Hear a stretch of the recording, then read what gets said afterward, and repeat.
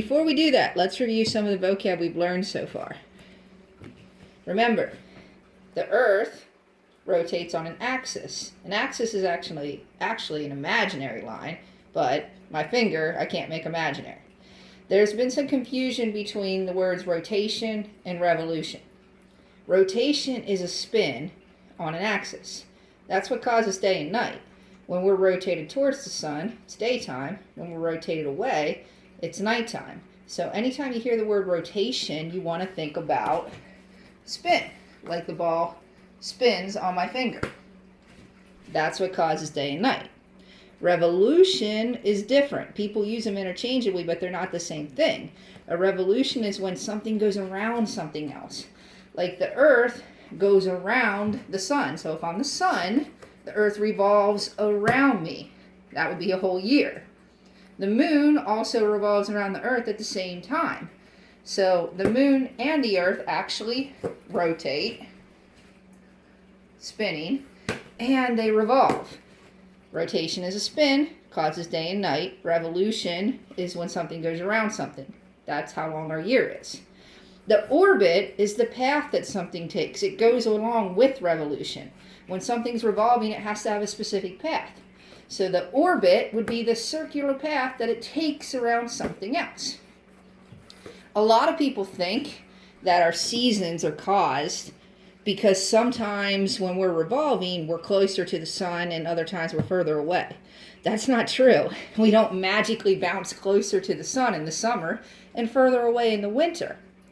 So I want to show you today, with an actual globe, why we do have seasons. So I'm going to turn the camera around for a second.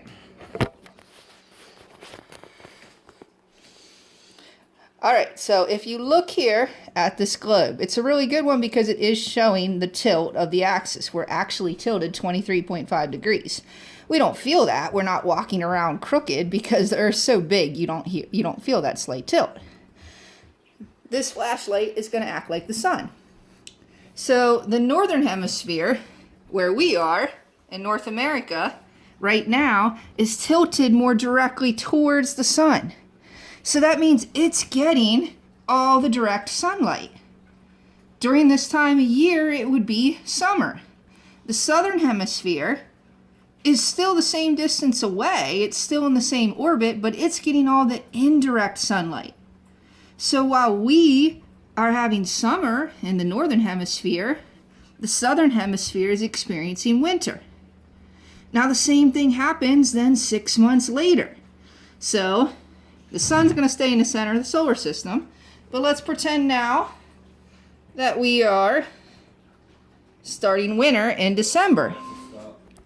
So now the northern hemisphere is the one that's tilted away from the direct sunlight, and the southern hemisphere gets it. So the northern hemisphere is only getting indirect rays of sunlight, which is why it's so cold, and the southern hemisphere is getting all of the direct rays. So while we are in December, January, and it's very cold and it's snowing, the southern hemisphere is having summer. We don't think about that, but that's what's occurring. So to recap, the reason that we have seasons is all because of the tilt of our Earth on its axis.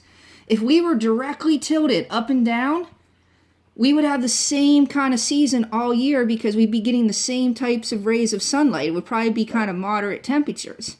But because we're tilted on our axis, there's times during the year where we're getting direct rays of sunlight, and there's times where we're getting indirect. So, a lot of people, like I said, think that it has to do with how close we are to the sun. It doesn't. It has to do with how we are tilted on our axis and how much sunlight we're receiving, that energy that warms up the Earth.